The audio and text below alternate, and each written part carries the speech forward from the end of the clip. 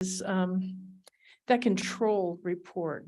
I heard that it went to many different people, but will it be going to the Jamestown Rio Vista Water? And how, with that chain, will the residents be notified if that water is not good for use? I had one other thing. I'll think about it again, but those are my concerns. I didn't fill out my thing because I felt that many of the residents had talked, we had public hearings, and it kind of fell on deaf ears. And I really hope that you will take that into consideration. We enjoy our life out there, and we should have good water. And the river itself is a recreational thing. You know, they have the river festival every August. You have people floating it, and I'm sure they don't want to float with other things in the river with them. So, but anyhow, I just have some basic questions, and I'm sure there's other things that'll come up. But I appreciate you letting me make a comment. Thank you. Thank you.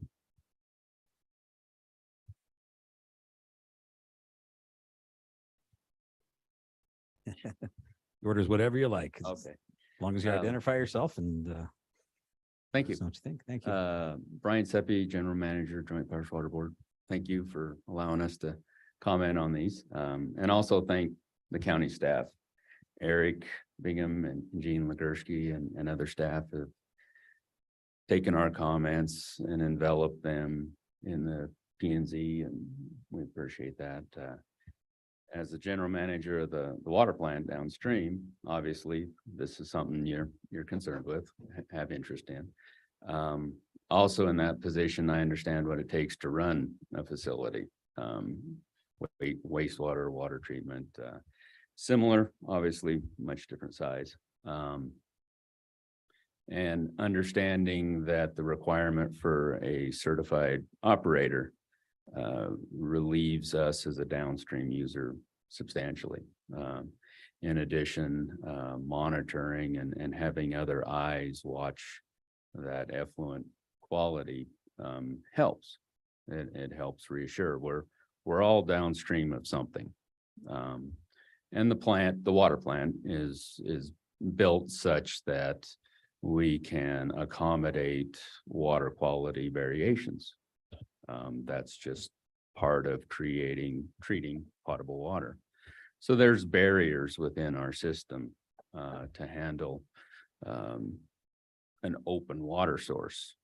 That river is the sole supply to 39,000 folks in Sweetwater County. So we take that very seriously.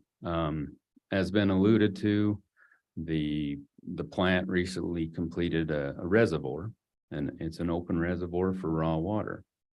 That is another opportunity for us to buffer against changes in the river's water quality. Typically, that's due to turbidity or, heaven forbid, contamination. So that's an off-channel storage reservoir that we keep as a supply to the plant if the river's quality turns bad for some reason or another. And we can either use that reservoir solely to supply the plant or blend with the river and extend that storage. So therein lies probably the most challenging part of this discussion. Compliance with the state's discharge permit, monitored by a certified operator. All of those things build to a quality effluent from the wastewater plant. That can all be monitored. Nutrient loading in the river is a separate topic. That is something that hydrology has controlled and made worse for us during the drought. We've all seen the lower flows in the green, driven by hydrology. We've all seen algae blooms in the river, and especially down below us in Flaming Gorge. Now with the increased releases by the Bureau out of Flaming Gorge, you would suspect that those type of algae blooms below us are going to propagate and continue to be a problem. And therein lies our concern with our reservoir. Additional nutrient loading in the river is tough to quantify. You can measure it. They could measure upstream and downstream and have that impact known. The challenging part of that is what does Mother Nature do to us? The releases from Fontenelle continue to decline. The water warms up.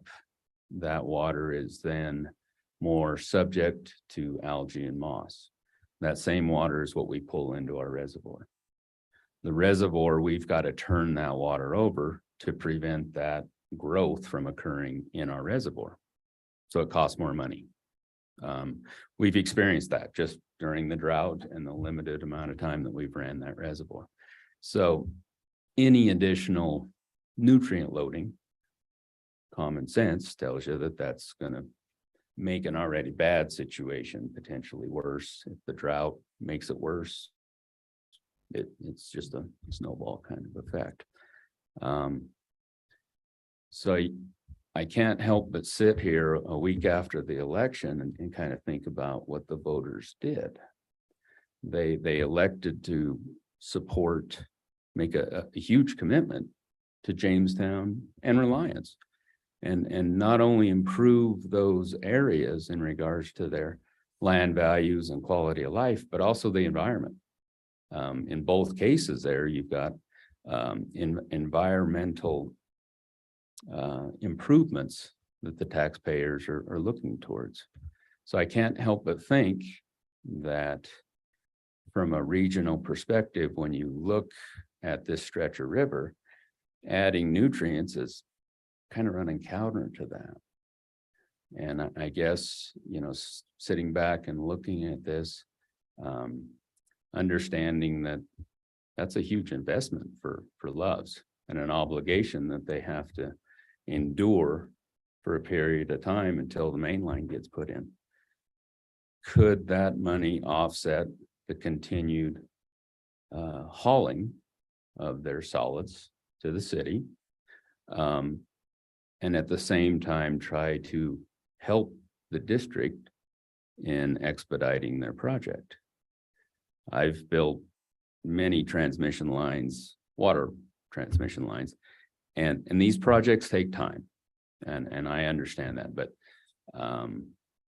the Achilles heel of all these transmission projects is always alignment and right-of-way acquisitions, easements and things of that nature. That is always what holds up a project. That could start as soon as the district can get their design far enough along to know where the alignment is. That would help expedite the installation of that main line. And I'm just wondering if Loves has looked at the math, the dollars and cents. I'm hearing $2 to $3 million of installation and maintenance. Obviously, it's a business decision, but I think the voters have also talked about or made their feelings about the environment known. So it just begs the question: is there another option out there that falls in line with what the voters are looking for, assists the stretch of river here, and moves towards a resolution that might benefit all once they look at the math. So that's all I have, but I'd answer any questions or wait to hear back from you. And I appreciate the time. Does the Joint Powers Water Board take a position on this then, aside from concern? No, I provided the comments. I've read the letter, yeah. And as I mentioned, those were essentially all enveloped. And the more frequent monitoring is frankly very welcoming. The fact that Loves has the automation system and has multiple folks looking at the operation and a certified operator, those are the kinds of things you want to see someone upstream that is discharging. You want to see that type of oversight. And so in regards to that effluent quality, that's all we can really ask, because they have a discharge permit from the state. We just want to assure that it is complied to, continually monitored and maintained. Then obviously, once the transmission or the collection system, the regional system is installed, that they be required to hook in. And all I'm suggesting is that that's a finite amount of time, and they have a large investment to make. Is there a better way to use those dollars? That, because it's a finite amount of time, better amount for the district to assist them in getting their regional system built, better for the environment, and obviously just less nutrient loading for us. Thank you, Brian. Thank you. Appreciate it. Okay, thank you, Mr. Tupper.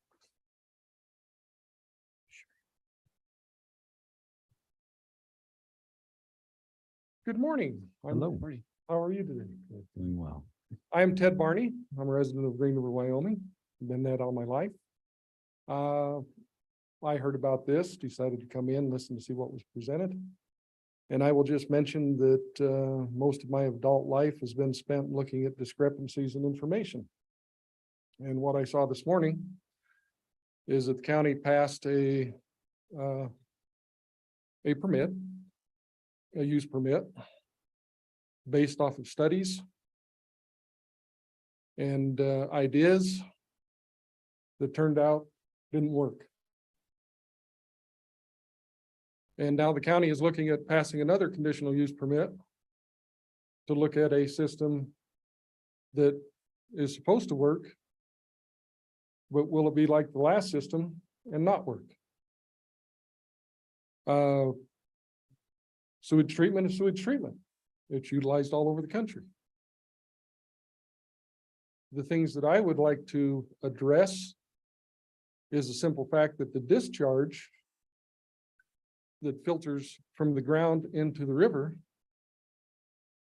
is within a half mile of a county picnic area where children play, and there's a fishing pond for kids. That's pretty close. Children are important.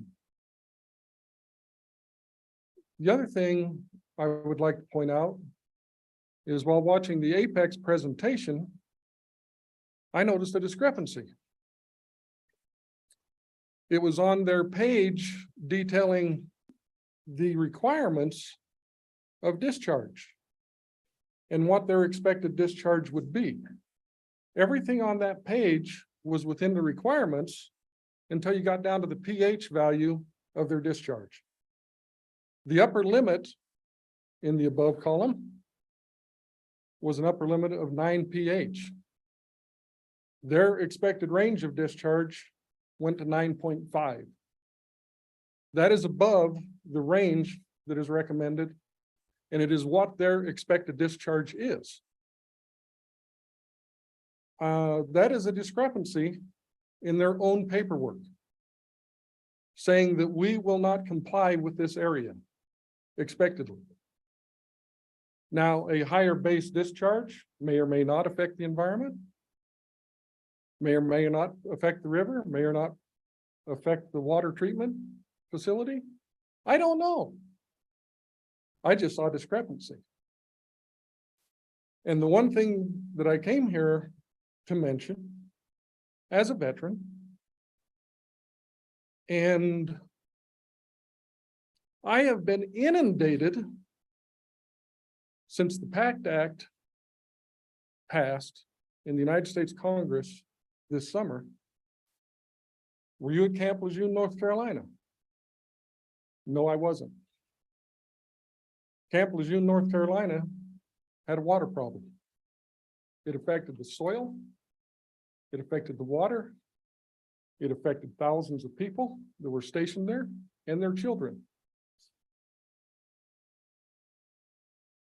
That will cost the United States government an estimated $6.7 billion to deal with that problem that started at Camp Lejeune 60, 70 years ago.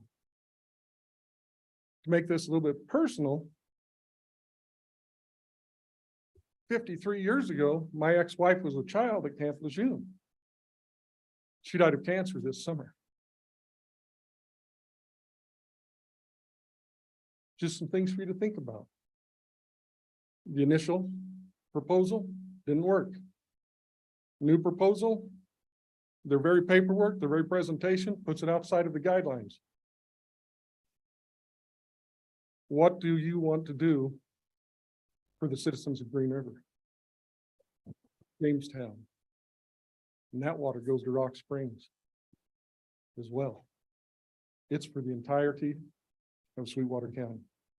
Thank you. Thank you.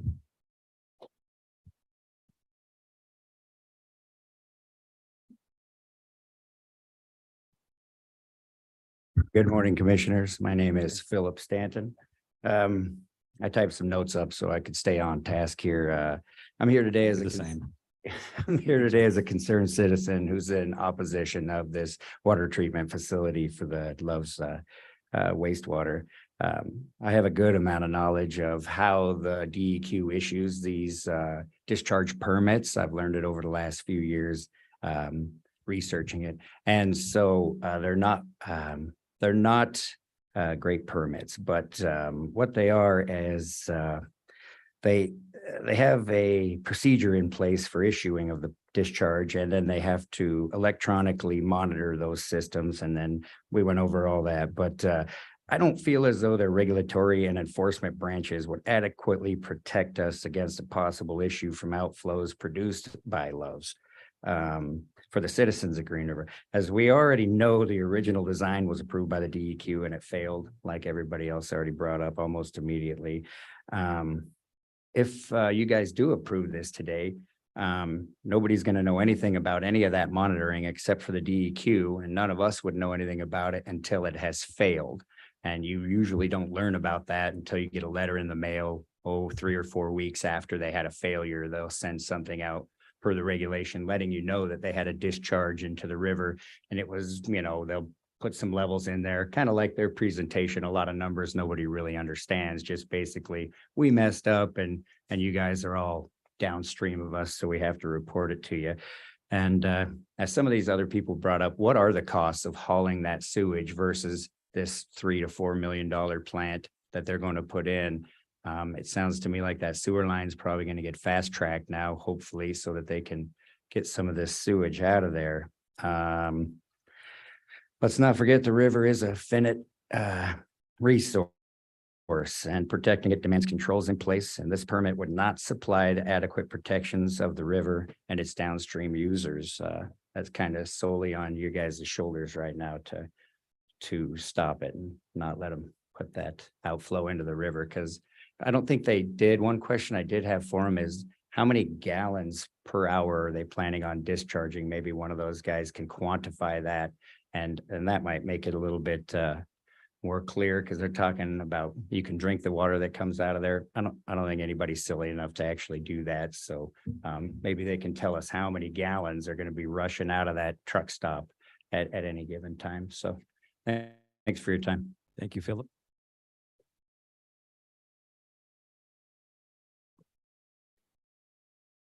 Hi there, I'm Todd Eslip. I live out there in Jamestown area. That's odd. Got a few things. As a resident, I only live just half a mile downstream. I'm not connected to the water service. So wondering what it's gonna do to my well system and how I'm supposed to protect myself. So it's not gonna go through Green River, come back to me. So, and there's probably 10, 11 of us that are in that. Wondering what direct effect it's going to have on wildlife, fish, ducks, geese, all the activities that are happening in the river. I just wondering about all of that. Wondering cost. Why couldn't we put a facility out there such as Green River has? or we're not dumping into the river. Why we've got continued growth out there, housing, all this continues to grow. Why are we not looking at a full service treatment plant instead of a half fix, waiting for a sewer line? Let's see.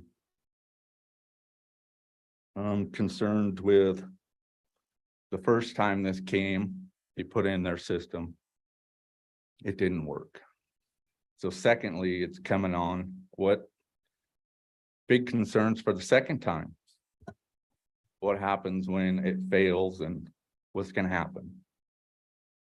Is there a plan in place to protect the people? Is there a second water source that people are going to be able to draw from then?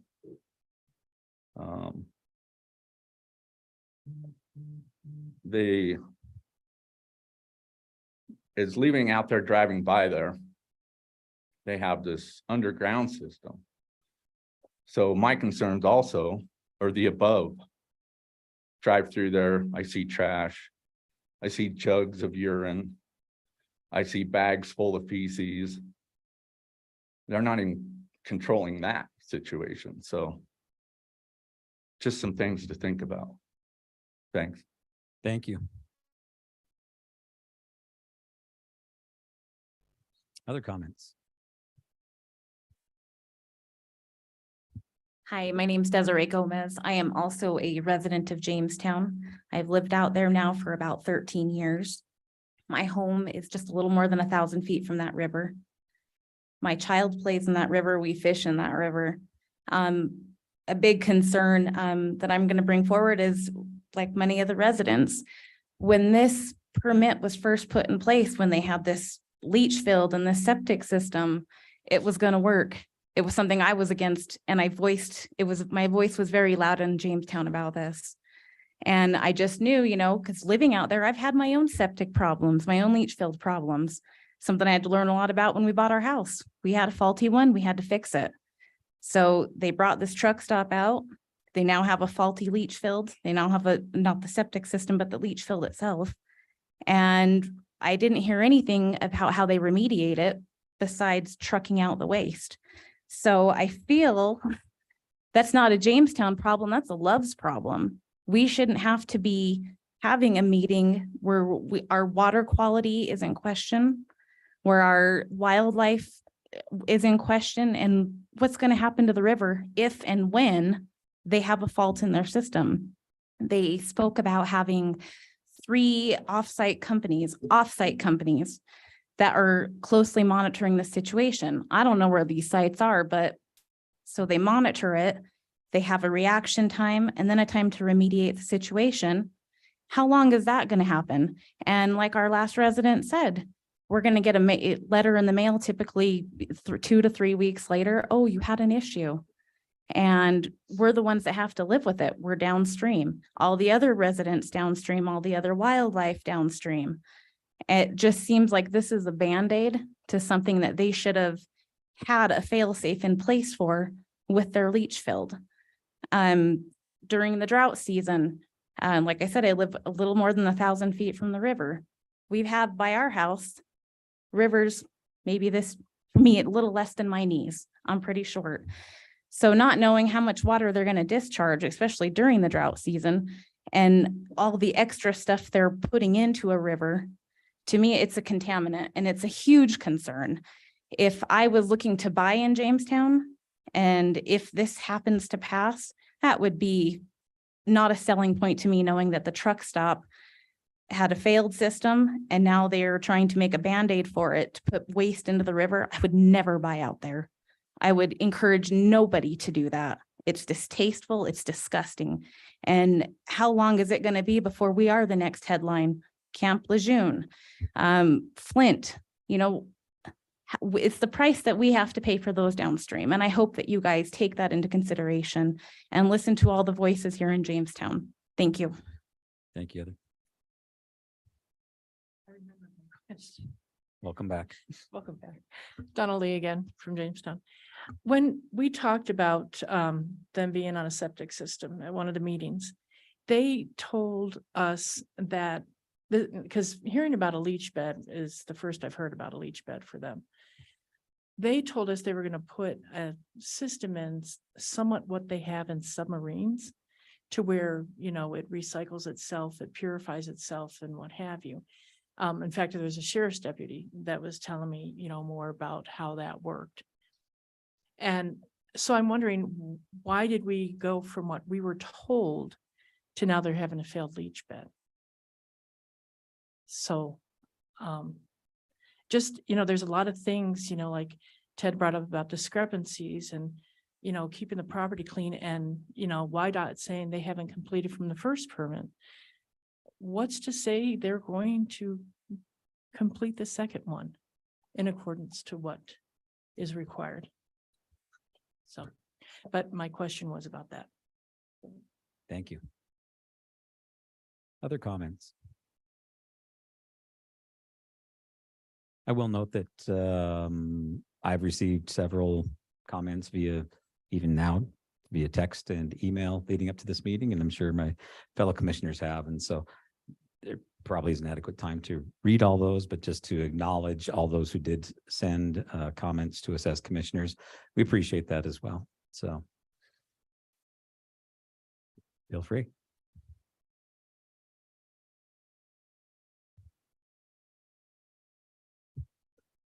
I was going to say good morning, but I think our morning's slipping away, but good morning. Getting there.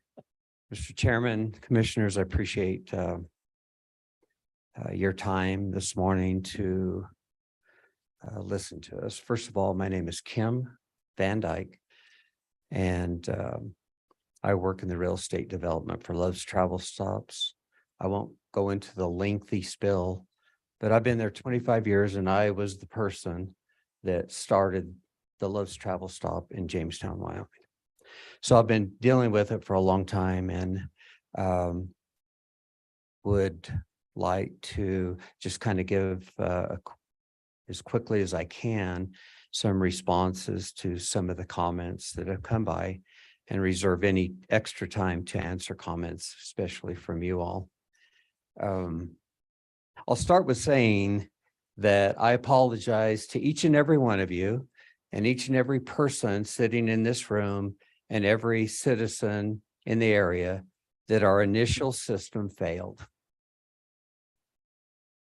But what I could tell you, besides that apology that I earnestly mean, is I'm sorry it happened, but for whatever reason, the soil didn't accept what we had planned for. It happened. And now I'm asking for you to please listen in earnest to what we're presenting as a better system now to take care of the problem. It is expensive. $2 million for this system to go in, and we're spending probably $750,000 hauling it away, which I don't think is the right answer.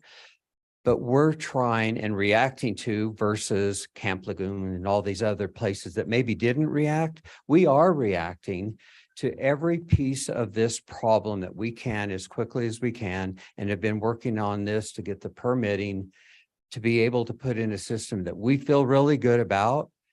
And I'm not the engineer of it. I'm not a DEQ person. I don't have the expertise that some in this room have alluded that they have, but I trust that the DEQ does, and that the system of the people who have built it, and all the systems that are working for us and others nationwide, that the system is going to perform. I also truly believe that we've already started from every initial comment of reacting to making sure that we have the qualified and required people to monitor this system in case something does happen. And if it does, we're going to do whatever it takes to fix it immediately. So that came up, I think, from Commissioner Toman. And I think they already answered. And if I could kind of just go back to what would happen on the oil, completely separate, like they told you. So it goes into an oil water separator. It separates out the oil, and then we truck that out to a different facility periodically, a couple times a year. So that takes care of that issue. If this system were to fail, we're notified immediately because it's ongoing all the time. So we'll react to that in whatever manner it takes, whether that means, hey, we have a problem, we're sensing a problem, we see a problem, it's starting to overflow maybe, whatever it is.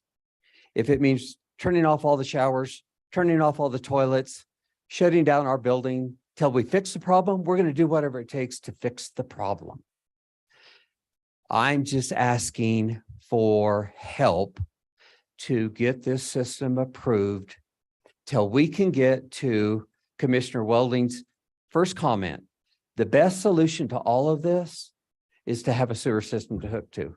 And we obligated ourselves to that when I came in for first approvals 5 years ago. We said, that's where we want to be. And in case you don't know where I've been in this area, I've been to all the meetings that I've asked to come to and some that I weren't with the Jamestown Rio Vista. In those meetings in the little tin building, going over the sewer years ago, with my commitment for Loves that we would help financially. Otherwise, anything that we can do to get that done, and it all kept falling apart because of the financial end. Someone else mentioned maybe Love should not do this, keep hauling it at $750,000 a year. That's our problem, and use that money to help. We're very committed financially to help our fair share and more, which we've already been doing to get this fix, which is the sewer line. I think the 5-year period that the DEQ and is on our conditions is great. I don't think that this will happen immediately, but I've committed before, committed in front of the Planning Commission that I will be here to help however we can to help them get it done. Because that's the fix.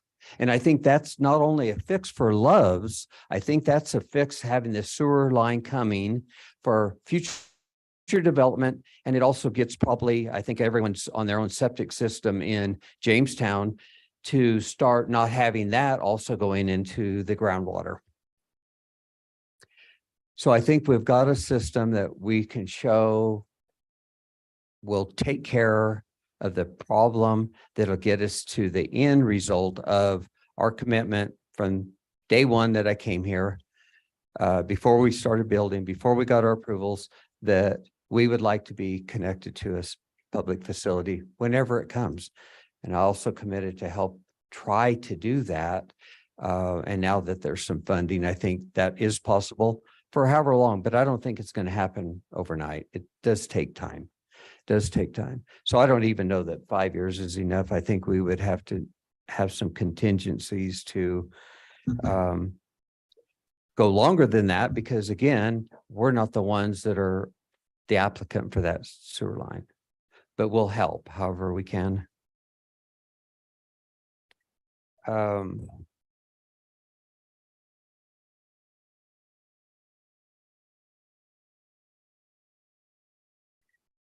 To just kind of speak on some of these comments that have been coming across. Just for everyone to know, Kevin Nichols in our environmental with Loves, he's here along with Scott. I think we have some history with our own units and the ones that Scott mentioned that are nationwide all over the place.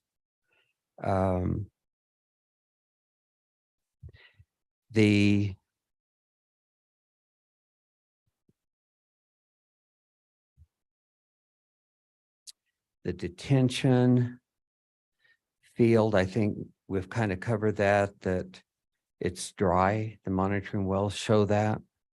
I think that our reaction on what was shown, the ongoing consistent reporting, if The DEQ's asking for monthly. County's asking for weekly. I think we have it daily. I don't know that we need to report it to on a daily basis, but if there is something that's looking like it's going wrong, we will report it immediately. And for the citizens, I think if there's anything that would be something detrimental, by all means, they should know about it. And I'll make sure that they know about it. When we get to, if we end up going through each condition, I'd like to just speak on a couple of them real quick. Number 2, the SPCC. I think we need to kind of relook at that one real quick, because I don't think it's applicable to anything that we're doing. Because first of all, just for you'll know, the SPCC, it's not as written correctly. SPC is spill prevention, containment, and countermeasures. Yeah, control. And I don't think it says that. I think it says containment plan. So we might want to just change that verbiage, but we're not dealing with anything in that realm. So maybe, I'm not sure that it really needs to be in there, is what I'm saying. Is doesn't make sense for what we're doing. And then for the YDOT, I sent correspondence to Darren, and he sent me some of these checklists that I wasn't aware of, but I'm not out here all the time. I cover most of the Western United States for Love. So I did receive that, and I'm letting you know. I'll make those calls to make sure that whatever checklist didn't get checked off, that we're going to take care of that piece of it. That was a surprise to me that I hadn't heard about it.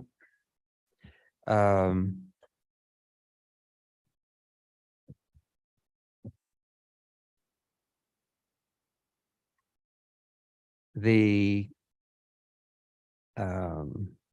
comment from Brian with the joint board, I'm not real sure I understand the nutrient verbiage. I mean, there's a lot of different nutrients, but if it's pertaining to the phosphates that Commissioner Welding brought up, it's not running through the system. We're not showing that it's going to be a problem because of the limited microns that are on there. But last week, when I was in the planning, I asked our team to at least look into it real quickly, and we have.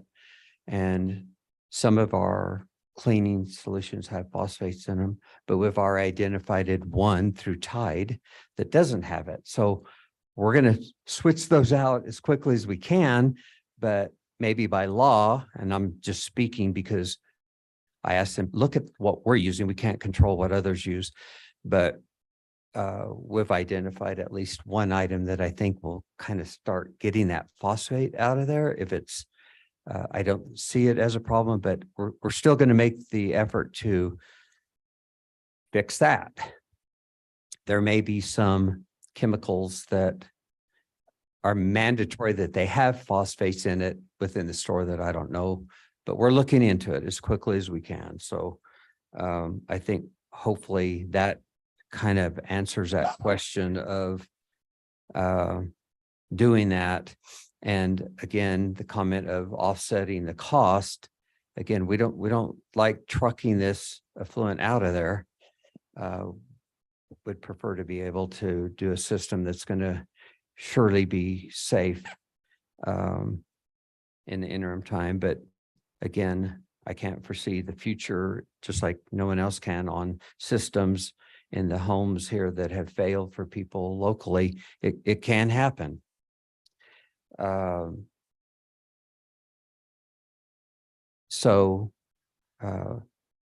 With a couple of the items on the checklist that are on here, I think Eric has already mentioned that there's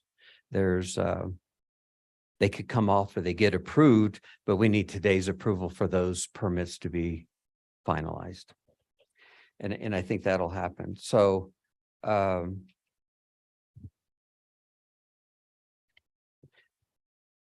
there's others within this area. I'm not sure what causes. I've been through here a lot and see foam. Maybe that's just a natural reoccurring thing that's in that river. But I do know there's has been in the past concerns of that area. And I think the goal, as someone else alluded to, was that the goal is to get the sewer system here as quickly as we can. In the interim, I just ask you to consider what we're doing is of huge importance to us and also to having an operational travel center here in Jamestown that gives employment to people, and we want to keep it here. And we don't want to get to the point that we would have to close down something like that. As far for the rest of the permits, a comment was made that not sure that they're the right or great permits, maybe that was the word. Well, I would think that the permits coming from YDOT DEQ are as good as it gets. Again, there may be federal standards that might be better, but I would think they know what they're doing and they feel good about our project and the permitting process for them to do. So, again, I just ask that you look at what we're presenting and what the future may hold, and for us to get to there in hopes that you understand the importance. And our efforts have been this last year and a half endless, and spent a lot of time and effort and money to get to where we are today. I'd like to just also just reserve that time in case you don't have a question now, someone else does. I'll be glad to come back up. Thank you, Kim. I do have a question. How soon do you think you could implement this system? Just an estimate of time. Well, I drove up from Salt Lake City. I brought some shovels and stuff. Not that I could do very much work with a shovel. I think that Kevin probably could answer that better. I think our plan is we're ready to go. I mean, we've got this thing designed. Obviously, we have to get some county permissions for the roadway and stuff. But in the interim time, I think it's all designed, ready to go. We're ready to go. Construction, I think construction would probably be 5 months. Okay, so as quickly as we can, we want, if we get approval, then we get going on it. Then the other question is, okay, so it may take like 10 years to get the other system, the permanent system in place. What's the life of this system? And if it could be in place like in 5 years, is it something you could take out and resell or do something? Well, if it else? doesn't work within 5 systems, we're not going to keep it. We're going to replace it. So I think that at that point, I don't know what the. Yeah, you're asking me way out of my realm and my pay scale. Down here. As far as construction goes, Kim's gonna keep talking though. He's just gonna keep on going and trying. critical item right now is we need to put the outlet to the river. While the water He's speaking to the microphone. Okay, thanks. we need to put the outlet into the river while the water level is low. And so we were hoping to get it in before spring with the thaw and all of the water. So that's why the timing is critical on this. If we're going to get this done in a rapid fashion, we need to get it done sooner rather than later. If not, we'll have to work on building the other portions of it, and then we'll have to wait for the water level to come back down before we can get that discharge location in. And that's going to be up to Mother Nature, not really up to us. I have a few other responses to questions that were asked, if you want me to Go ahead, Scott. address those. So the peak flow that we have is 23,000 gallons a day, which works out to 1,000 gallons an hour or approximately 16 gallons a minute. As far as the phosphate increase in the river with typical Love's discharge, we are less than 1/2 of a part per billion in the river concentration at an average flow.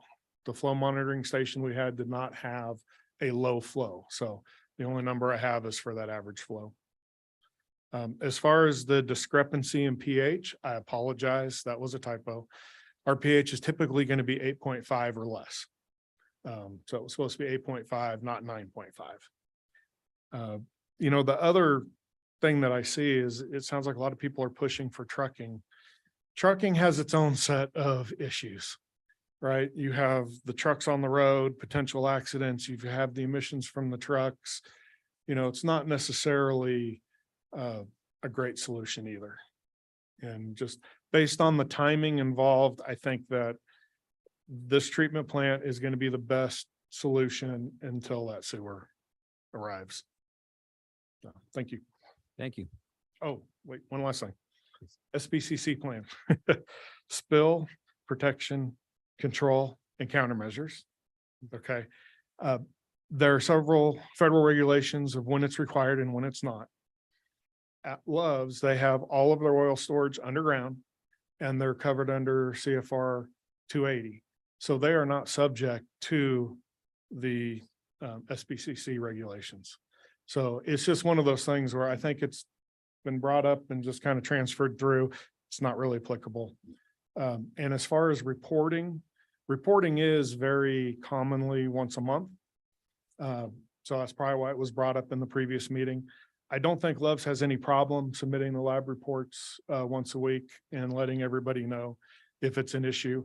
I think what the primary concern is, it's not detailed about what has to be provided. And so at this point, going off table 1C, it would pretty much be residual chlorine and E. coli. E. coli is weekly, residual chlorine is whenever we're out there. And so those two would be what would be on the weekly reports until we do the monthly sampling for all the other parameters. So if that helps. Thank you. Scott, did you want to address the question about, sorry, this is Amelia with Apex, about the gentleman with his own drinking water well and how this would affect his system? I have not reviewed the geology in the area, so I was going to avoid that one. Sorry. So typically groundwater level is at the river water level, and so it's not going to flow backward, but I don't want to say that conclusively without being able to review the reports. Okay. Good effort, Scott. Sorry for putting you on the spot. No, good answer. Any other comments during our public comment period here?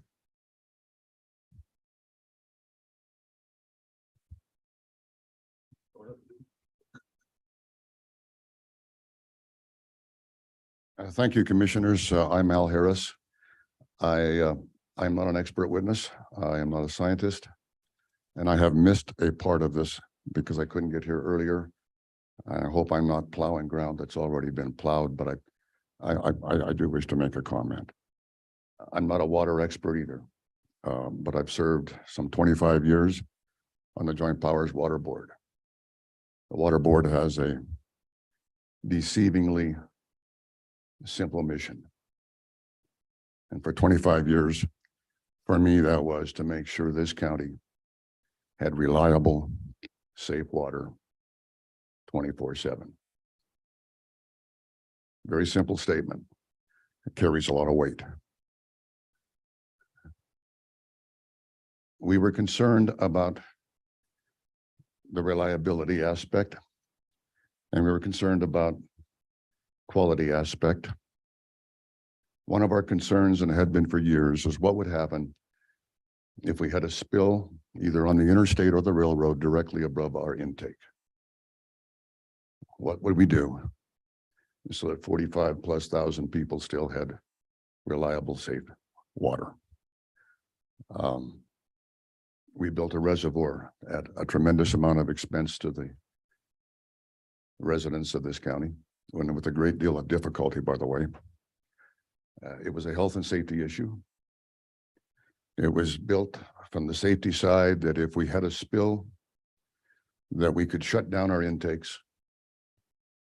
We could use water that was in the reservoir to maintain a reliable supply, and at the same time allow the river to cleanse itself.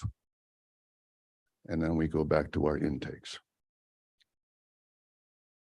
we actually had a spill not that long ago on the interstate. And we did that. We shut down the intakes, went to the reservoir. The reliability side of our mission remained intact. From the health side, which probably doesn't have a lot to do with this discussion, but just to mention it, in the case of the spring runoff, when we have a great deal of turbidity, and you see that sometimes when your water gets cloudy, that reservoir would act as a settling pond, allow the solids to sink and allow our treatment plant to keep up. As the water gets dirty, we have to filter it more times. Filtering it more times means it takes us longer to provide the water that's needed. So those were the two issues. What I'm looking at today is a potential hazard to that reliability 24/7, 4 miles upstream from where I get my drinking water. Again, I can't address it scientifically, but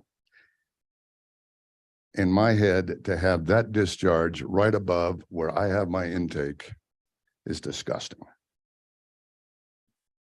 It just wraps around my head as being yuck.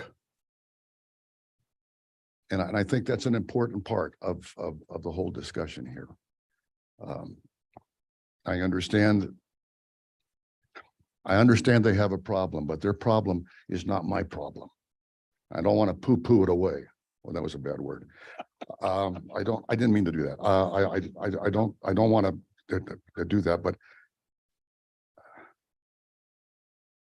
it isn't the county's problem, but it's their problem to solve. And I want you to really think, are you willing to put that kind of a risk factor in front of the drinking water of 45,000 people? I think that's an important consideration. They had a system and it failed. They're 0 for 1. Do you want to gamble? They're not going to be 0 for 2. It seems like we're rushing this, and I understand their need. And I also felt that I heard a thinly veiled threat that if the county doesn't agree, we'll have to shut it down. Those kinds of things, I think, ought to be weighed heavily as the commissioners decide what they want to do. But as someone who has spent some 25 years trying to make sure this county had reliable, safe water, this is very concerning to me. Thank you so much. Thank you. Any last comments before we close the hearing? Since we've had you speak once, we'll make it brief, please. It'll be very brief. Thank you. Ed Barney again, kind of going along with what Al said. You know, they're 0 for 1. One of the issues I addressed was a typo, which means they're rushing through this. And the only comment that I have is the 7 Ps that I learned many years ago, which are proper prior planning prevents piss poor performance. And I haven't seen that prior planning, either in their first initiative or in the typo of this one, and the statements that we haven't looked at the soil quality. I'm sorry, but that's what caused the first problem. That's all I have. Thank you. Thank you, Ted. Seeing no others, then I will close the public hearing. And commissioners, what is your pleasure with resolution 22-11-ZO-02 at this time? Will we take a 5-minute break? We should probably make it 10. We haven't had a break yet this morning, so we'll come back at Mr. Chairman, 10:45. I would make sure, encourage commissioners during this break time that they refrain too much of conversation. Just because now's the point that a decision has to be made. And it's not a time to reach out and ask for help. That's where this table, so I'm in favor of a recess, but I would encourage any one of the four of us to make sure that our conversations are of such that they, if there's more information they need, this is where we get it from, not out there in the hallway. Thank you. Perfect. So we'll take a bio break that goes into the sewer system here in Green River till 10:45. 10:45.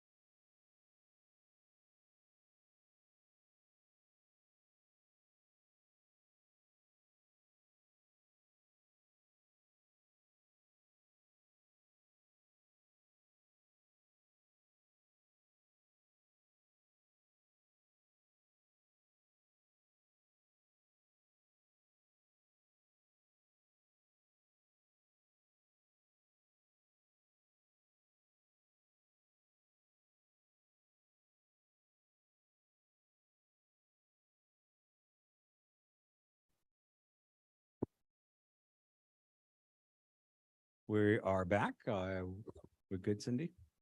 Yep. Call this meeting back to order. Commissioners, we're discussing this resolution. What is your pleasure? Mr. Chairman, could we have our lawyer please review our options? Yes. Mr. De Leon. Mr. Chairman, Commissioner Toman, in terms of options, you obviously have the option to approve the permit with conditions as presented. You certainly could, as to those conditions. There was some question as to the applicability of one of the conditions. You could qualify that condition by saying that if it is applicable. So there was, I think the applicant identified that there wasn't some facilities above ground, therefore that condition wasn't applicable. So you could add that language to that condition so that that is addressed. You could obviously, your another option, go Is ahead. that the SPCC you're referring to? It is, it is. The second option, of course, is to deny the petition, the condition, excuse me. The third option is you have a variable in terms of the number of years. The current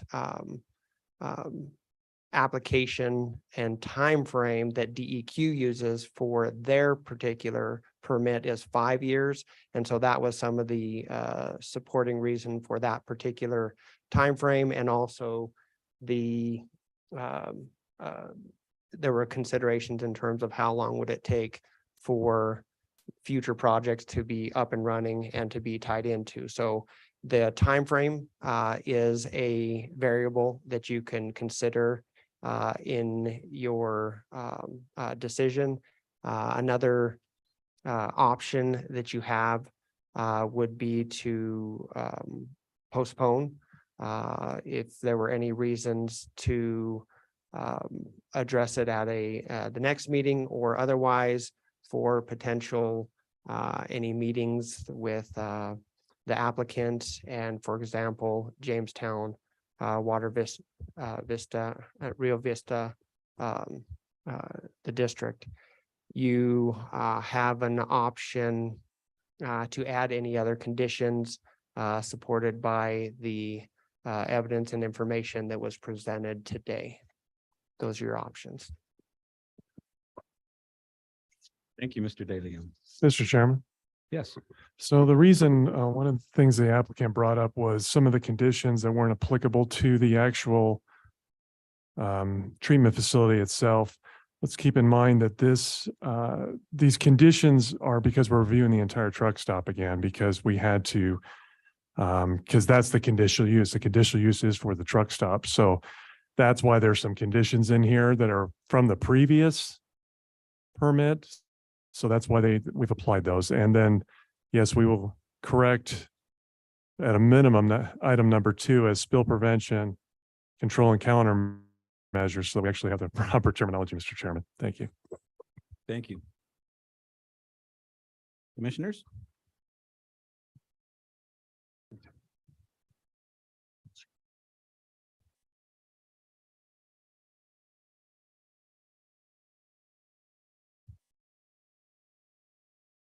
What's your pleasure?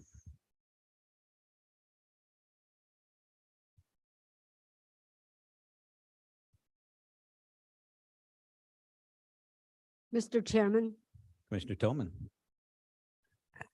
I would be willing to make a motion to postpone until our next meeting, or until after there has been a meeting with our land use department, our planning and zoning, and Rio Vista and Loves to ensure that they have looked at all the options. And I know Rio Vista came to us asking for money for a study, and I don't know if Loves has ever offered to assist them in getting that design moving faster.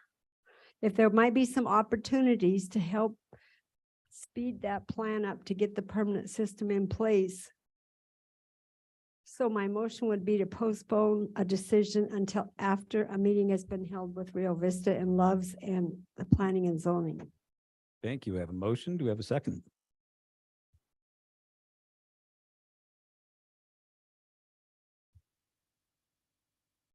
Do we have a second?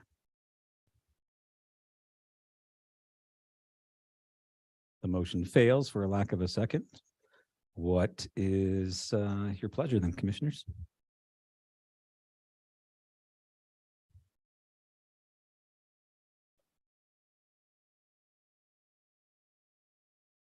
The tense showdown continues.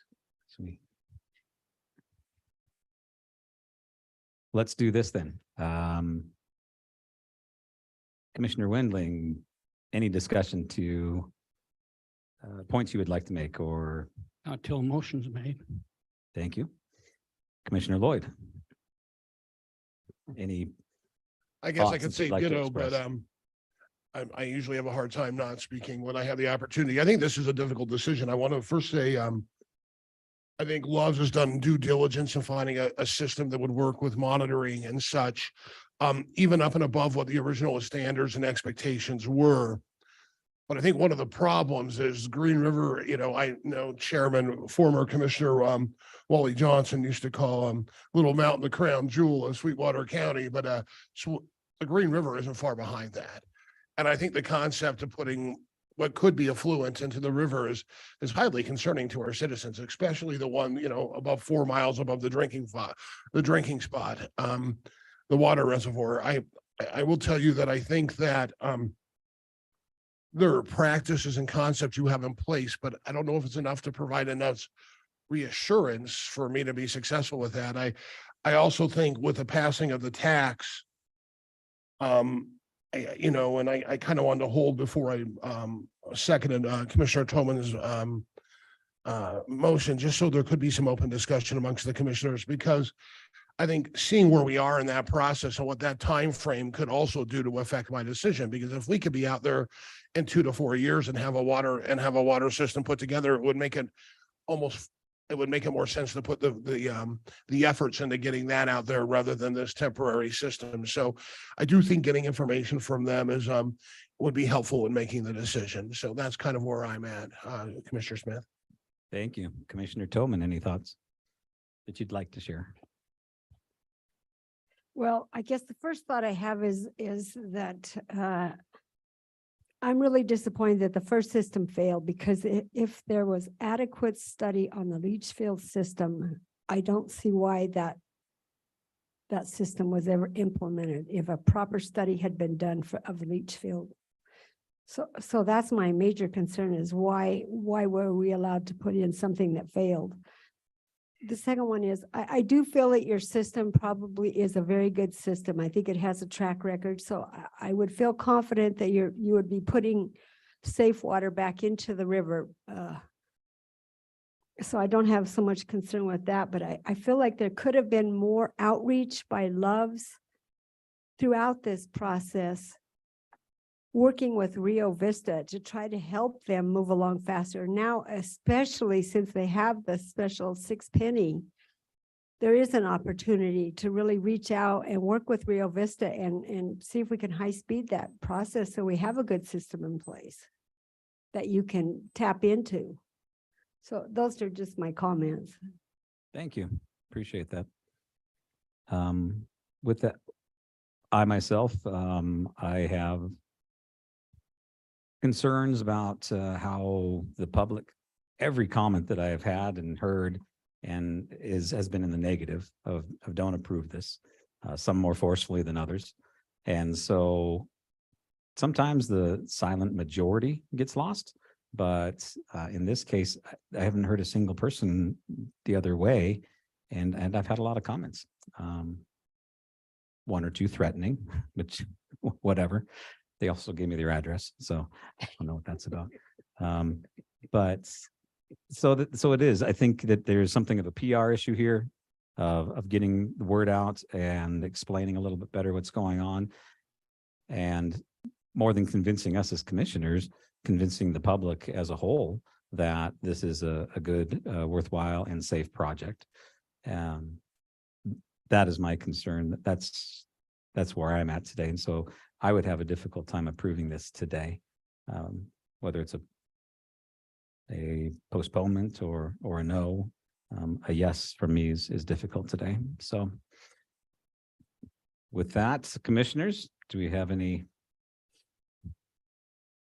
motion? Looking for a motion.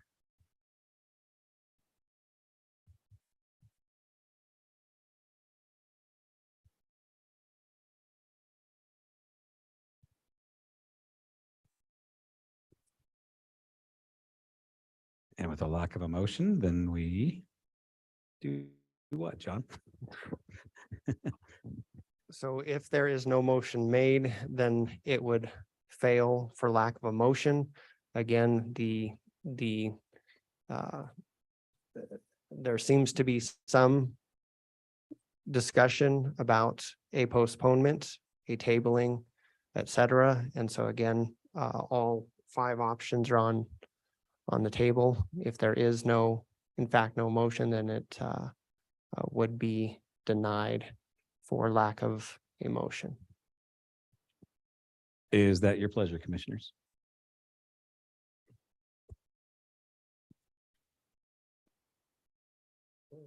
Mr. Chairman. Commissioner Lloyd. Yeah, I think what I'd like to bring to the table is very similar to what Commissioner Tolman previously meant.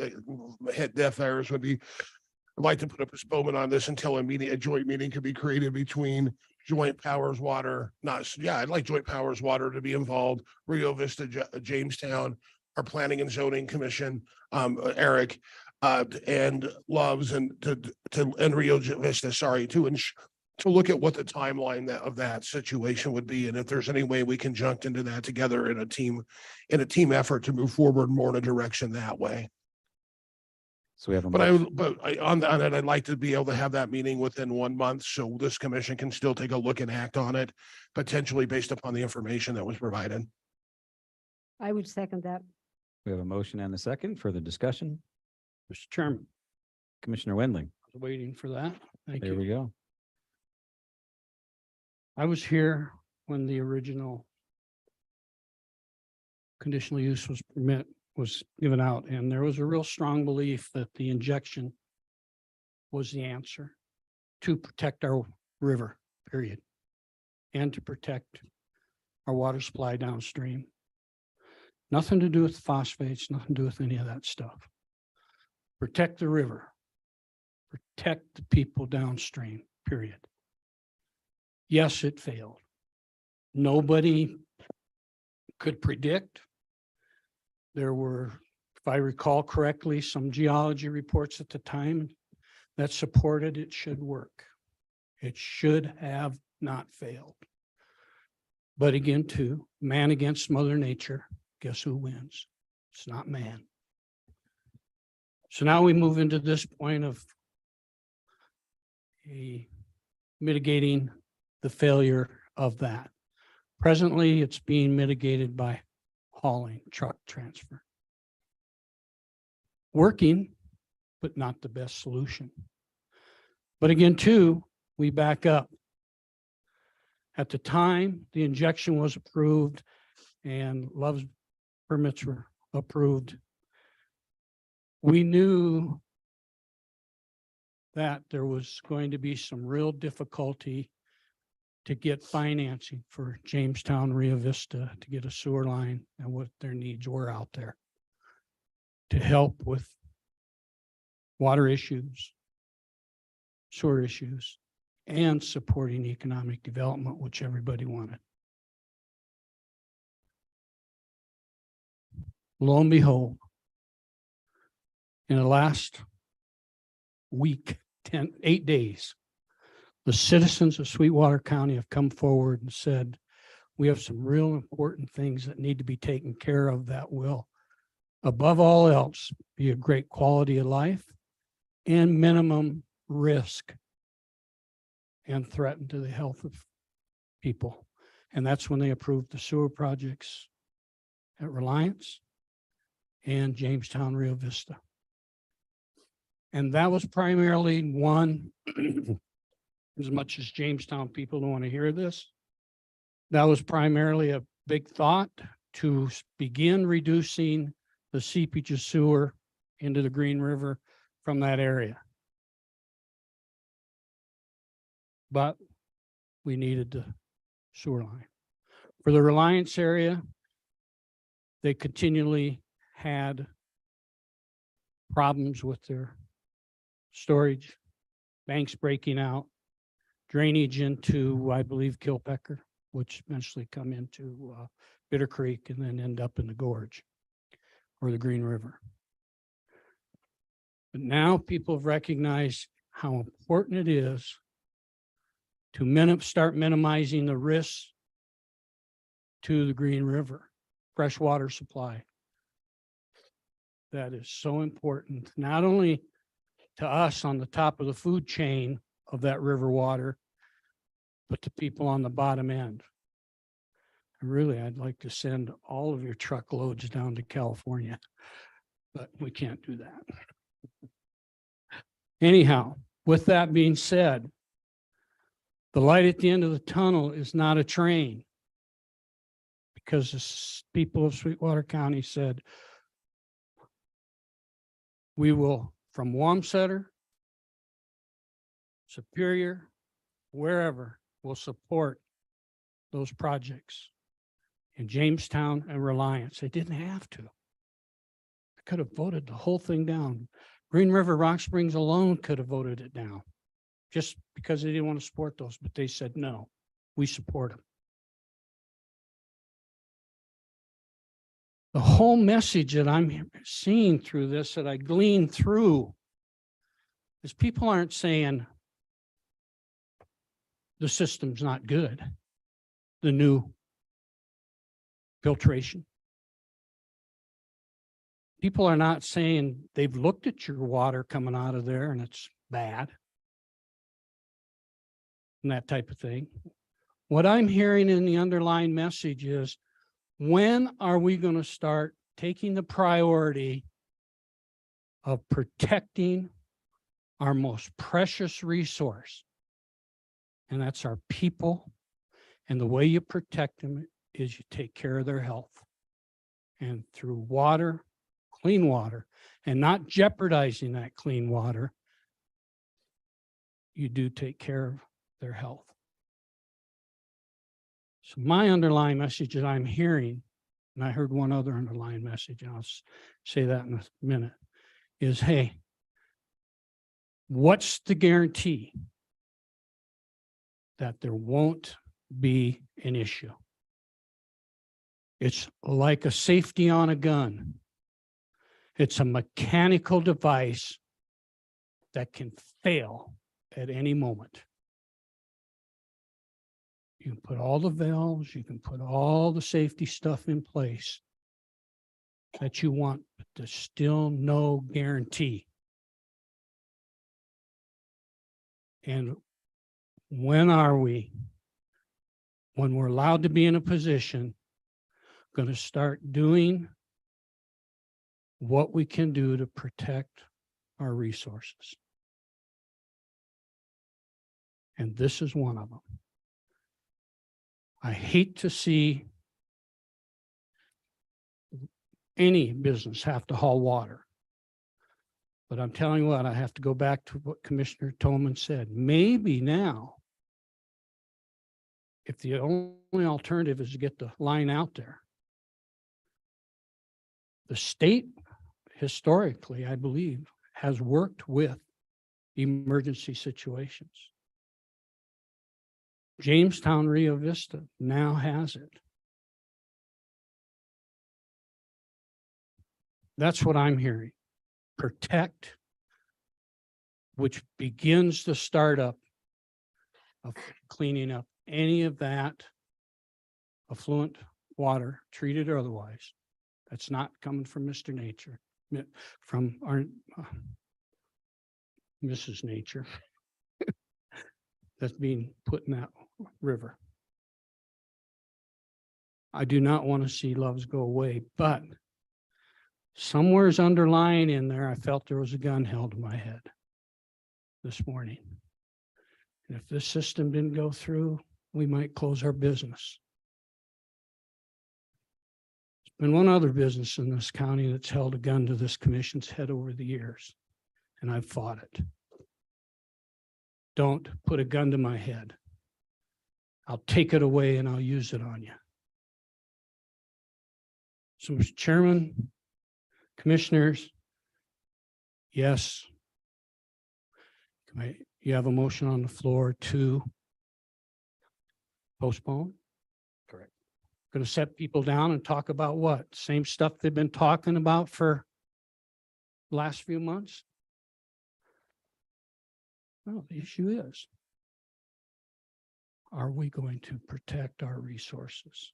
Or are we going to take the risk and subject them to something that we could have prevented? There's light at the end of the tunnel. If we find a reason not to push towards that light, it's not going to happen as quick as it should. Thank you, Mr. Chairman, but I'll be voting no against postponement. Thank you. Thank you. Any other discussion? Mr. Chairman, Commissioner Tillman. one last comment. I think this is another opportunity because of the vote on last Tuesday to high speed the Rio Vista project. So we do have a permanent system in place. We didn't have that opportunity for that kind of a discussion. This is an opportunity for Loves to get fully engaged to help us make sure that process moves forward as fast as possible. Doesn't say we're saying no or yes or whatever, but let's have one more chance to have a serious discussion about the options and what we can do to get the permanent thing going as fast as we can. Mr. So Chairman. I would vote yes. Mr. Chairman, Thank you. Commissioner Wendling. point and counterpoint. There is nothing that will get them quicker in supporting Rio Vista Water District moving and getting involved than to tell them we're not going to provide any avenue for discussion or anything. You get in there, you talk with them, and you help them, and they will help you make it happen. If we allow it to go a month, let's sit at the table and talk. We've just delayed a month that they could be working on it. Thank you. Any further discussion? We have a motion and a second on the floor then. All those in favor say Roll call vote. Commissioner Wendling, No. Commissioner Lloyd, No. Commissioner Tillman, Yes. Commissioner Smith, no. Postponement fails. Is there any other action this commission would like to take? Excuse me.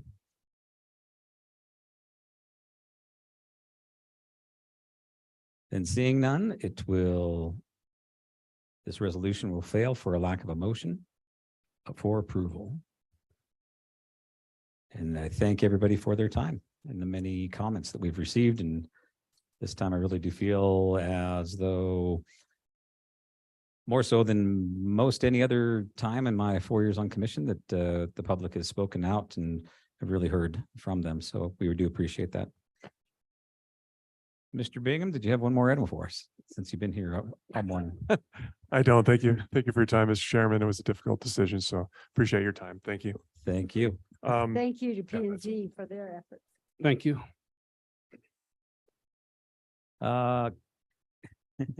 Ironically, we have county residents. Mr. Chairman, I do. Don't you have? Oh one my gosh. Got too wound up in that. I thought you had a number 3. I did. You get so, Go right ahead. That's why I okay. asked, And I so turned my computer off, so we're gonna do it by memory here. Certification of Resolution 2211-CC-01. Thank you, Mr. Chairman. So We're still in session here, so as you depart, please do so quietly. thank you, Mr. Chairman. So the changes that we've made we had a notice of intent hearing back in September. And it was to make some changes in the use chart, also to change the major site plan requirements. and then to address setbacks in the district use chart. And so we heard those notice of intent amendments. Again, just to restate what some of these changes will do. They'll actually streamline the system. They'll provide additional uses that the public can do on their property. The other thing is it'll reduce the setback requirement in the commercial zoning from 20 feet in the rear to 10 feet. So that will help with that. And then it was to make it some additional changes to reflect what's happened in statute according to Wyoming family subdivision law that was passed by the legislatures a couple of years ago, so that our chart actually matches state statute. The other thing that it'll do is it'll make some clarification under the major site plan requirements, which will base major site plans on scale and just instead of just having multiple uses on the property. So that will reduce, which I see as pretty stringent regulations that we have right now. Will actually open things up to where they should be on a major site plan. It should be based on scale and not just on multiple uses. So, Mr. Chairman, we went into a 45-day comment period. We received no public comments. Staff recommends approval of the certification of resolution 2022-11 CC01. And that's all I have, Mr. Chairman. Are you sure? Well, I hope so. Megan, you got to keep an eye on him. Excellent. Any questions for Mr. Bingham?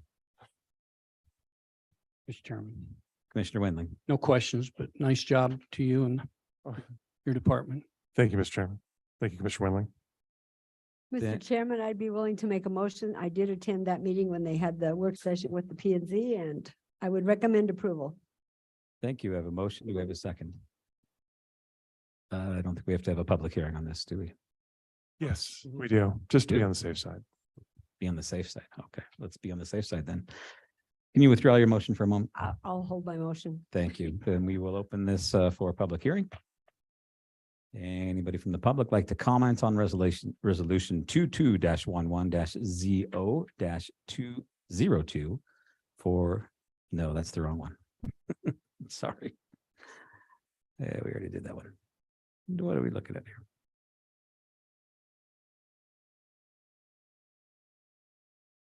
Certification of the resolution.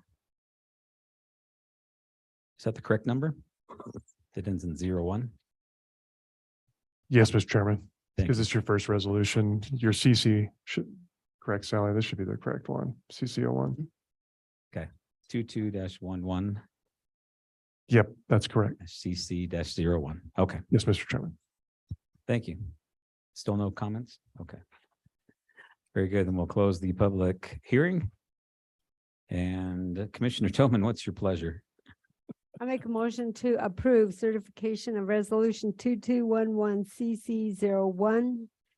A resolution with amendments to section 4B permits, section 5G setback requirements, section 5F district use chart, and section 10 major site plan as stated in the agenda, on the agenda. Thank you. We have a motion. Do we have a second? Second, A motion and a second. Further discussion? All those in favor say aye. Aye. aye. Any opposed? Thank you.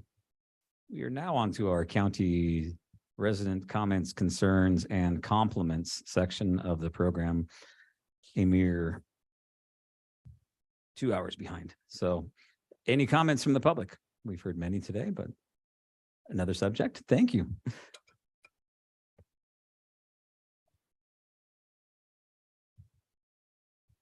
Thank you, Chairman and Commission. For those who don't know me that are on YouTube, I'm the Mayor Superior. I'm Dominic Wolf. I just wanted to thank everybody who voted for the the specific purpose tax. Superior, it's its lifeline. And I just wanted to thank everybody who was for it. And it really helps Superior and helps these little towns. And I hope the next commissions that come on board have empathy and for our small towns like Superior. We appreciate your work, Mayor, and it's been a great relationship we've had. So hopefully that continues. And thanks for taking the time to wait through No problem. to make your comment today. So much appreciated. This is all educational to me. so, Right? Thank you. Thank you, Mayor.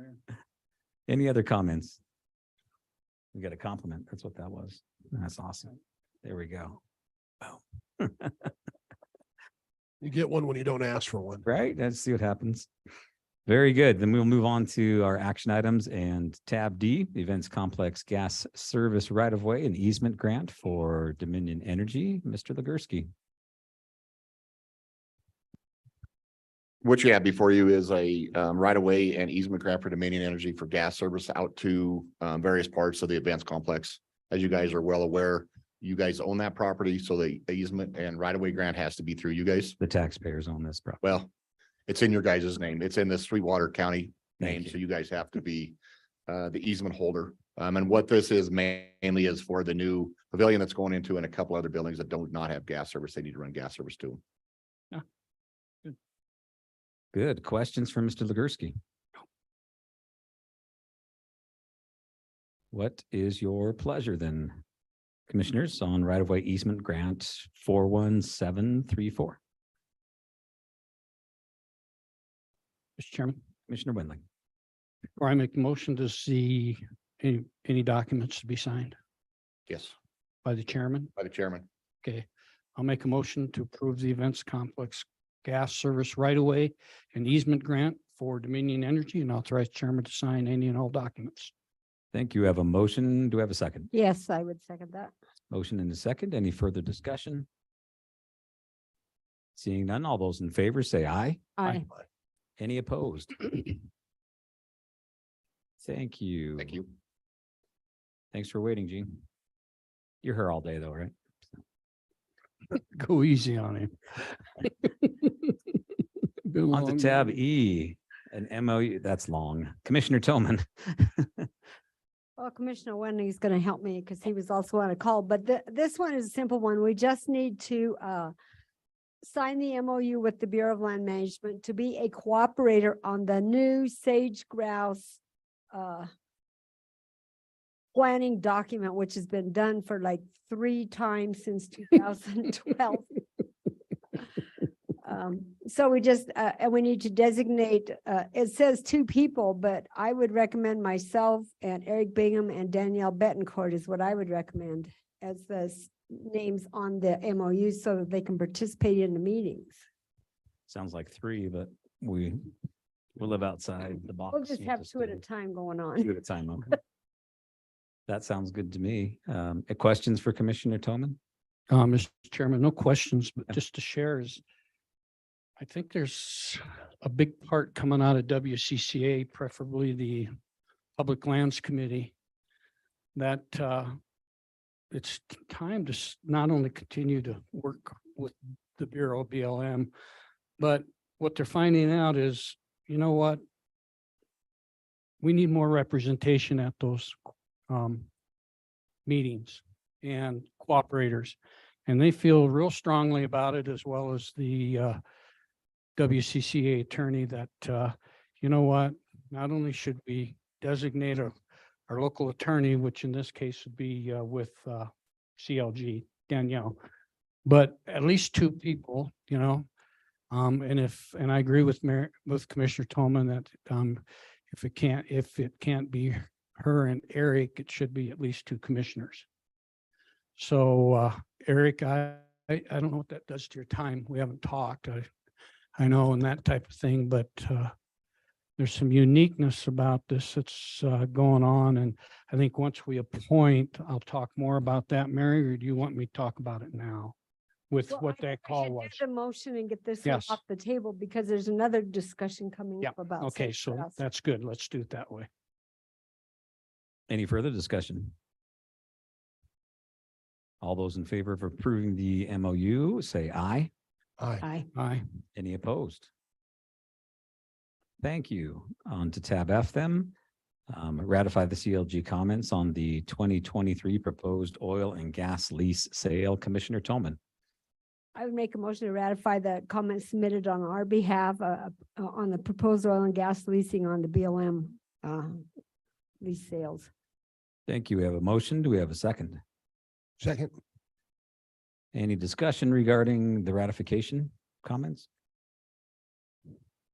Seeing none, all those in favor say aye. Aye. Aye. Any opposed? Thank you. Mr. Chairman, we need to back up to the sage grouse issue, and I know Commissioner Wendling participated in a public lands committee meeting with WCCA. And I'll let him discuss what was discussed in that meeting, and then I'll comment on our involvement with the coalition and how long we've been involved with the sage grouse. Thank you. One of the things that came out about that meeting, it was a public lands meeting with WCCA.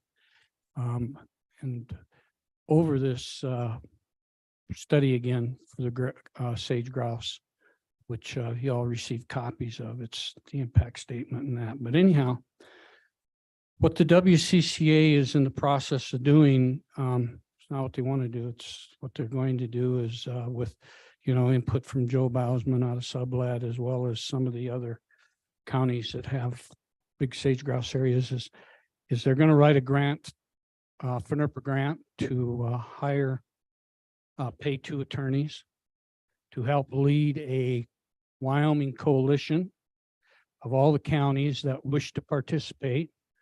Those that want to go on their own, they can, but remember, there's strength in numbers. Anyhow, to help write this plan and be part of it, and do it in a collaborative effort, all the counties. And they would use FNRPA money to hire those 2 attorneys. Those attorneys would be the lead attorneys. And anybody who has their own affiliations with federal lands, I should say, like we do a CLG, we have Danielle. They very much would still be a part of it, but the WCCA would take the lead. And you'd have all the counties in this case, are pushing for all 23. And that type of thing, and hope that all 23 will come along. Anybody who has a personal attorney involved, like CLG, they would look for them to work with them, but yet the WCCA would take the lead. I know that we have really good comments already written on sage grouse. I think they would look to incorporate those versus reinvent anything, but the key would be to get involved as quickly as possible. The other outcome of the FNRPA, as well as the coalition, is to work also to get Utah involved. So then you have a coalition of all the counties in Wyoming, plus the sage grouse counties in Utah, to work with the BLM in order to get preferred alternatives or the right alternatives in the plan to be approved. My understanding was the call was last week on Wednesday, I believe, Mary, and they're moving forward. The group, the committee for the WCCA, the Public Lands Committee, authorized Micah to go ahead and do a FNRPA grant. Many counties committed. I did not commit Sweetwater County. I told them to get in touch with Commissioner Toman. She'd be able to figure it out. But at the same token, where it comes into play is we as a commission as a whole need to decide if it's best for us to be a part of a collaborative of all the counties that want to join, as well as moving Utah in, or do we want to sit separately out there with just CLG, which is Uinta County and Sweetwater County. So that's the gist of it. I wished I could. It was a short meeting and that's all it was. I don't know what else to say. Well, I would like to give a little more Go ahead. perspective. I'm a little bit upset with WCCA for going after FNRPA money. CLG has already gotten FNRPA money to develop sage grouse comments. Our lawyers have been working on this. We have been a cooperator since I believe like 2010 or 12. The state has a sage grouse working group with Bob Budd, and they've gone through 2 major iterations of the sage grouse plan. The difference now is that the Department of the Interior, the Bureau of Land Management, is going to look at a Rocky Mountain regional plan. which could be good and bad. So it's probably going to be more like 5 or 6 states I that, think it that, could be, that yes. could be involved. And I don't have a problem with them all getting on the same page. But one thing you have to keep in mind is that Wyoming and Southwest Wyoming especially, we have the most birds of any of those states. And so my only concern about leaving the coalition or joining this other coalition is, are we going to be able to be ensured that our comments that we've carried through all these years are going to be heard strongly enough, or are they going to get watered down when you get into these states and counties that don't have the birds like we do? So I did call Danielle Betancourt, our legal counsel with the Coalition of Local Governments yesterday. And that was her concern, is that we have the birds, we have the history, we have the research, we have hired people to do studies. And now all of a sudden WCCA is going to hire 2 lawyers and to go out and do what we've already done for 10 years. So I would like to be able to call Randall Luthi, who's working with the governor as far as on natural resources and on FNRPA, and just bring that to his attention again. I just am not happy with, it's a good effort. I know Micah Christensen, the WCCA lawyer, is excited. He's gung-ho and he wants to do something. And so I'm not opposed to having a statewide unification, but I am opposed to them going after FNRPA money. First of all, WCCA is not a local government. I don't know how they're even getting FNRPA money. And they're getting FNRPA money to pay for Micah Christensen, their full-time lawyer. Now they're asking to compete with us as a local governmental entity for more FNRPA money to do sage grouse study, hire lawyers to do what we have done for 10, 15 years. We have the data, we have the comments, we have the records. So I don't know, Doc, how you balance that. Well, I don't know if it's, Mr. Chairman. Thank you. I don't know either, Commissioner, but I think there's 2 issues there. I think there's the FNRPA issue of, that's for local government, like you said. We don't make those decisions. They do that at the governor's office.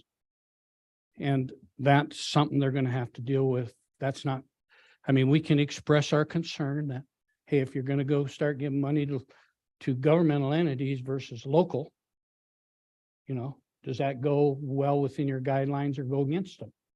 Bring that to their attention. Then there's the other issue of, are we better to be a small fish, or do we become part of the bigger group and use what we have to get them aboard to support what's best for us? You won't know that until you visit with them. Visiting with them is not committing it to it. But I'd like to be in a position that, hey, Mary, I think you need to visit with Micah to get your questions answered. But I think, With Jeremiah also, though, but our WCL attorney, Danielle Betancourt. Danielle, thank our you. coalition attorney. I want to keep calling her Beth, but Danielle's got to directly talk with Micah and say, okay, let's talk what the roles are going to be. How's this going to fit? Here's the stuff we've done. Here's the stuff we have. What's the ability going to be able to use it? And that type of thing. I'm not willing to support ignoring the whole process because I haven't had any answers. I don't have all the information to make that decision. I think personally, after listening to what I heard last week, and that because I know there's strength in numbers, and granted, we could take the lead on this possibly with that based on our previous experience and our work. But yet strength in numbers will go so much further. Strength in greater numbers if Utah comes aboard, or Colorado, or the other states that have birds. And maybe we can begin to get some good management that's well balanced, not only for keeping birds, but also to keep our economy going and not let other states dictate. Well, I think it's a good idea, Doc. Maybe we should do a conference call with Jeremiah And Micah, well, Jeremiah's gonna have the final say on what lawyers are hired. Yeah. Danielle. On there- And you and I, and go ahead and have a Yeah, discussion. I don't mind any of that. I think where we're at is they're moving on it. There's commitments already made. And I think we as a group of commissioners sitting here today agree that, hey, have Danielle check it out, you know, and Mary, you can too. You can sit in there. I mean, but have Danielle check it out and talk with Micah, and then come back and talk with Mary and say, hey, is this a good thing for us or not? I believe it is. But I do not want to lose the work that Danielle's done because just for the reasons Mary said. It'd be a shame if we got, like you say, swallowed up Yeah, but in our voice. I don't think that'll happen. Good. I just don't, because Joe Bosman's involved and Joe's huge on that and he knows the work CLG's done because they've been members. True. Good. I mean, I trust Joe Bosman with this regard before I would any of those eastern counties that I don't have agree. birds. I agree. Okay, I'll follow up with Jeremiah, with Danielle and Micah, and get back to you. Is that okay? Yeah, but I think you have to feel comfortable to commit this commission to doing it. If appears to be the right thing to do.